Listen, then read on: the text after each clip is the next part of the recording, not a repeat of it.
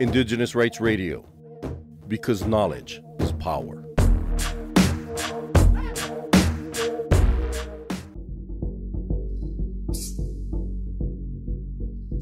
Hey, hey, hey.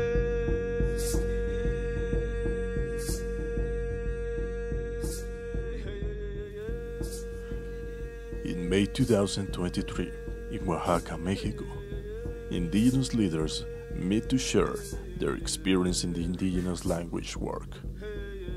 One of these leaders was Richard Grounds. He is the executive director of the Yuchi Language Project, based in Sapulpa, Oklahoma, working with the Yuchi elders in creating new fluent speakers using immersion language methods.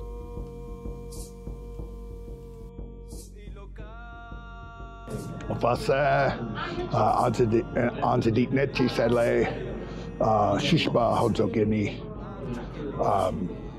Zetyada Yujiha, Zetyada Seminoliha, Gochatlak Gabi, Tahe Kofe, Kodokani, Sahande Hidot Netne, Yujiha, Nena, Abejiha, Oklahoma he Yongini. Katale Hachi San Lila. So this has been a wonderful gathering. I am Dr. Richard Grounds in the English language. In Yuchi, they call me Shushma. We work with our Yuchi language. I'm Yuchi and Seminole, but we focus on our Yuchi language to try to bring it back. And our people were pushed out to Oklahoma a couple hundred years ago, and we're still carrying on our language and getting it to our children, and now starting a new generation of Yuchi children who are first language Yuchi speakers, and that's the first time in like 4 generations that that's been able to start again like that. So we're very honored to be here as part of this gathering and try to contribute, try to learn, try to participate. And so that's our contribution, is to bring our voice, our stories, and our experience to this conversations. Richard Grounds, tell us about the impact that this event will have on the indigenous communities due to shared work. Well, I think it's been a really important, I want to say, strategic clarification of what matters. That it's not just trying to produce a dictionary, not just trying to create some coloring books in our languages, but it's about doing the kinds of immersion, hands-on, breath-to-breath activities with our young people so that they actually become conversational, so that they become knowledgeable about our traditional ways, our cultures, our ceremonies, our dances, all of it's interconnected, and our relationship to the land and the plants and the animals. So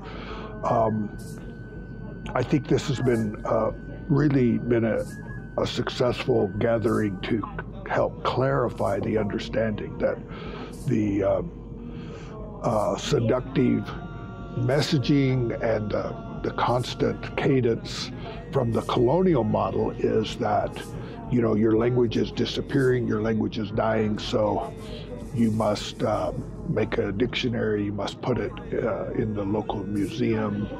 But I think what the message that has come from our discussions here is it's not about recording it for posterity. It's about keeping it alive and living in the hearts and minds and mouths of our young people so it can be carried on, not just behind a glass in a museum somewhere at the local university or wherever. So I think it's been really effective to help people to think through what it takes through immersion, through focusing on the youth, to really grow new speakers instead of being so drawn away by so many side issues that may be helpful and are always done with good heart and good intention, but may not be on the path to actually get people to grow new speakers along the way.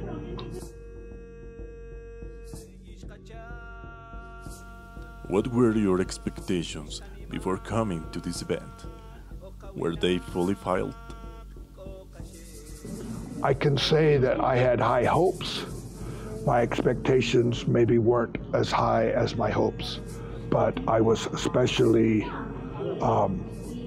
amazed at the gathering itself, the people who came, the heart in which they're doing their work on the language, the diversity, the complexity, the beauty to have, you know, our sisters and brothers, indigenous peoples from across Siberia.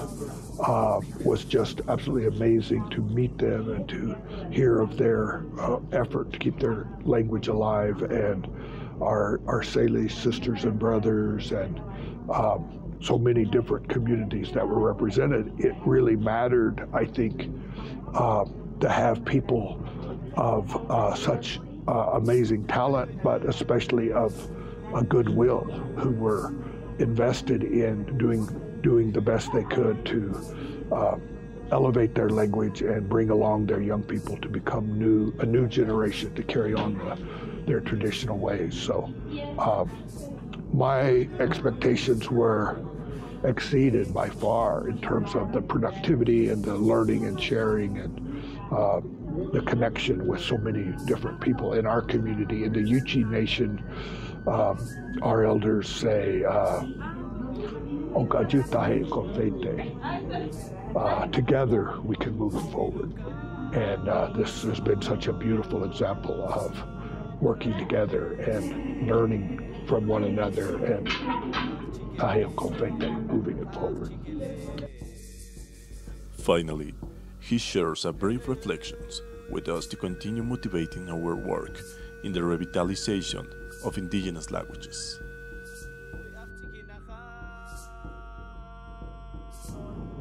Gochatlat, Aina so Ke'ena. We, the indigenous people, we're still here. And it seemed like so many people doing such good work and making such an effort to work together and share and learn from one another. And so many people have been experiencing that same down pressure, that same push to suppress our languages and our traditional ways. And so, we're still here. Okay. For more information, visit culturalsurvival.org.